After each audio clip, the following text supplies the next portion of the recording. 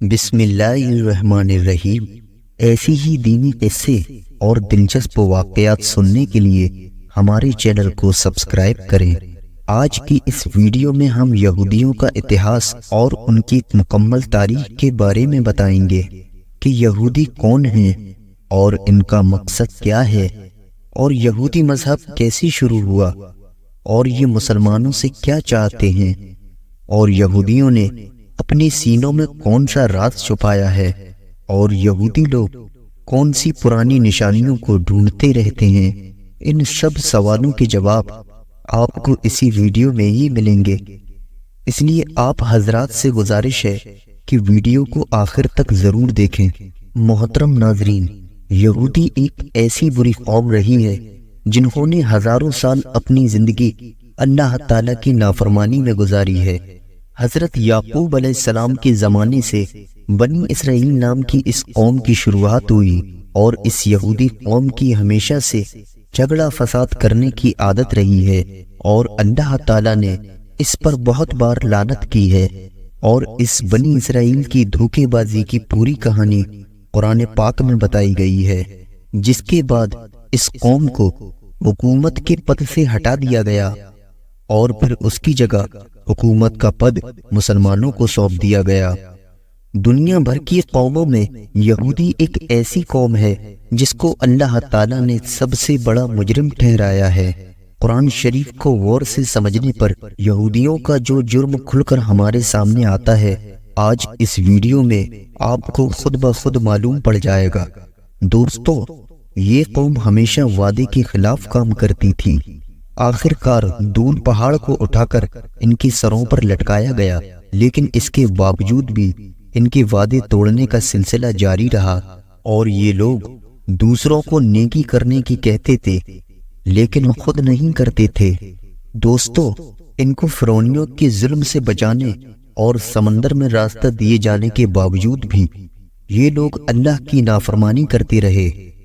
اور جب موسیٰ علیہ السلام دور پہاڑی پر جا کر جب اللہ سے ہم کلام کرتے تھے تو اس بیچ اس قوم کے لوگ بچڑے کی پوجا کرنے میں لگ جاتے تھے۔ ان کی اس حرکت کو دیکھ کر اللہ تعالیٰ نے موسیٰ علیہ السلام کے ذریعے حکم دیا کہ گائے کو ذبح کرو، تو یہ لوگ سن کر حیران ہو گئے، اور ان لوگوں نے موسیٰ علیہ السلام سے کہا، آپ جائیے اور اللہ تعالیٰ کا صحیح حکم لے کر آئیے۔ اور اس طرح ان لوگوں نے 5 بار موسیٰ علیہ السلام کو دور پہاڑ پر بھیجا، صرف اس لیے کہ وہ لوگ گائے کو ذبح کرنے سے بچنا چاہتے تھے، اور وہ لوگ کھلے عام کہتے تھے کہ اپنی آنکھوں سے دیکھے بغیر اللہ پر ایمان نہیں لائیں گے۔ بہرحال اللہ تعالیٰ نے ان لوگوں کو بنا محنت کیے جب آسمان سے کھانا بھجوانا شروع کیا تو ان لوگوں نے ضد کر کے اس کو بند کروایا، اور انہوں نے حضرت موسیٰ علیہ السلام سے کہا کہ ان کے لیے کھانے پینے کا انتظام، جیسے کہ اناج، سبزیاں، پھل وغیرہ زمین میں ہی اگا دیے جائیں، جبکہ ریگستان کی تیز دھوپ سے بچنے کے لیے بھی ان کے لیے اللہ کی طرف سے بادلوں کا سایہ کیا گیا۔ لیکن اتنا سب ملنے کے بعد بھی یہ لوگ اللہ تعالیٰ کے سامنے نہیں جھکے۔ اللہ تعالیٰ نے انہیں بستی میں داخل ہوتے وقت معافی مانگنے کا بھی حکم دیا، حالانکہ اس حکم کو ماننے میں کسی طرح کی کوئی پریشانی نہیں تھی، لیکن پتہ نہیں کیوں اس قوم نے اللہ تعالیٰ کا حکم نہیں مانا، جبکہ اللہ تعالیٰ نے اپنی رحمت سے اس بستی میں 12 قبیلوں کے لیے 12 الگ الگ پانی کے چشمے پیدا کیے،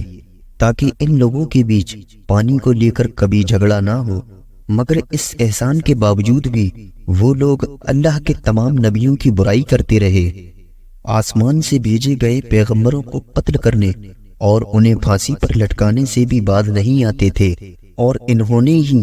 حضرت یحییٰ علیہ السلام کو قتل کروا دیا تھا، اور حضرت عیسیٰ علیہ السلام کو صلیب پر لٹکانے کا منصوبہ بھی انہی لوگوں نے بنایا تھا۔ یہ کہتے تھے کہ پیغمبر صرف بنی اسرائیل کے لوگوں میں سے ہی ہو سکتا ہے، اس لیے وہ بنی اسماعیل کے پیغمبر حضرت محمد مصطفیٰ صلی اللہ تعالی علیہ وسلم پر ایمان نہیں لائے، اور حضرت جبرائیل علیہ السلام کو دشمن مانتے تھے، اس لیے کہ حضرت جبرائیل علیہ السلام وحی کے ذریعے ان لوگوں کے منصوبوں کی خبر اللہ تعالیٰ کے نبیوں کو دے دیتے تھے۔ یہودی یہ تک کہتے تھے کہ حضرت جبرائیل علیہ السلام نے نبوت کے لیے کسی غلط انسان کو چنا ہے، معاذ اللہ۔ اور دوستو، اگر نبی کریم صلی اللہ تعالی علیہ وسلم کی مجلس میں ان کے کسی آدمی کے منہ سے سچی بات نکل بھی جاتی تھی تو بعد میں انہیں وہ برا بھلا بھی کہتے تھے، اور بڑے دعوے سے اس قوم کے لوگ کہتے تھے کہ یہ اللہ کے چہیتے ہیں، جہنم کی آگ انہیں کبھی نہیں چھوئے گی۔ حالانکہ یہودی قوم کے آپس کے جھگڑے بھی بہت سخت ہوا کرتے تھے، اور یہ آپس میں مار کاٹ بھی کرتے تھے، اور قبیلوں میں جا کر قبیلوں کے لوگوں کو ہی بستیوں سے نکال دیا کرتے تھے، جیسا کہ اب وہ فلسطینیوں کے ساتھ کر رہے ہیں۔ حضرت محمد مصطفیٰ صلی اللہ تعالی علیہ وسلم کے آنے سے پہلے یہ لوگ ایک نبی کے آنے کی بات کیا کرتے تھے، اور مدینے والوں سے کہا کرتے تھے کہ اس نبی کو آنے دو، ہم تم سے نپٹ لیں گے۔ لیکن نبی کریم صلی اللہ تعالی علیہ وسلم کے آنے کے بعد وہی یہودی رسول پاک صلی اللہ تعالی علیہ وسلم کے پورے دشمنوں میں سے ہو گئے، اور تو اور یہ لوگ جادو بھی سیکھتے اور سکھاتے رہے، اور اسی جادو سے میاں بیوی کے بیچ جھگڑے فساد کروا دیتے تھے، اور اس جادو کو حضرت سلیمان علیہ السلام سے جوڑ دیتے تھے۔ حالانکہ قرآن پاک میں موجود ہے کہ حضرت سلیمان علیہ السلام کا جادو سے دور دور تک کوئی تعلق نہیں ہے۔ حضور پاک صلی اللہ تعالی علیہ وسلم پر بھی ایک بار ان لوگوں نے جادو کیا تھا، اور اس کے علاوہ ایک بار نبی کریم صلی اللہ تعالی علیہ وسلم کو چٹانوں کے ذریعے زخمی کرنے کی بھی کوشش کی تھی۔ اور اللہ تعالیٰ کے پیغمبر حضرت سلیمان علیہ السلام کو وہ لوگ نبی نہیں مانتے تھے، بلکہ ایک بادشاہ سمجھتے تھے، معاذ اللہ۔ اور اللہ کے پیغمبروں اور پیارے نبی صلی اللہ تعالی علیہ وسلم سے یہ لوگ خرید کر سوال کیا کرتے تھے، اور اپنے ساتھ ساتھ مسلمانوں کو بھی اس کام کو کرنے کے لیے اکساتے تھے۔ لوگوں کو ہمیشہ سچائی کے راستے سے، ایمان کے راستے سے، اللہ تعالیٰ کے راستے سے روکتے تھے، اور لوگوں کا مال ناجائز طریقوں سے کھا جاتے تھے۔ انہوں نے اس زمین پر 2 بار بہت بڑا جھگڑا فساد کیا ہے۔ جب حضرت موسیٰ علیہ السلام نے یہودیوں کو فلسطین کے حکمران کے خلاف جنگ کرنے کا حکم دیا تو اس یہودی قوم کے لوگوں نے ہی کہا تھا، اے موسیٰ، ہم وہاں ہرگز نہیں جائیں گے، وہاں پر آپ جائیں اور آپ کا رب جائے، ہم نہیں جائیں گے، ہم تو فی الحال یہیں پر بیٹھے رہیں گے۔ اس کا ذکر سورہ مائدہ کی آیت نمبر 24 میں موجود ہے، اور قرآن پاک میں ایک جگہ اور ہے۔ اور ان میں سے کچھ لوگ ایسے ہیں جو کتاب پڑھتے ہیں، زبان کا الٹ پھر اس طرح سے کرتے ہیں کہ تم سمجھو کہ وہ کچھ وہ پڑھ رہے ہیں کہ وہ کتاب ہی کی عبارت ہے۔ اور یہ سورہ آل عمران کی آیت نمبر 78 میں موجود ہے۔ اور ایک جگہ قرآن پاک میں ہے کہ ان یہودیوں کی گستاخی اتنی زیادہ تھی کہ وہ یہ بھی کہتے تھے کہ معاذ اللہ، اللہ فقیر ہے اور ہم امیر ہے، نعوذ باللہ۔ سورہ آل عمران آیت نمبر 181 اور ایک جگہ قرآن پاک میں موجود ہے، اور نعوذ باللہ یہ کہتے تھے کہ یہ جانور اور کھیت محفوظ ہیں، انہیں صرف وہی لوگ کھا سکتے ہیں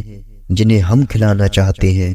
قرآن پاک کی سورہ انعام کی آیت نمبر 138 میں موجود ہے۔ قرآن پاک میں ایک جگہ اور یہ ہے کہ ان میں سے ایک جماعت یہ کہتی تھی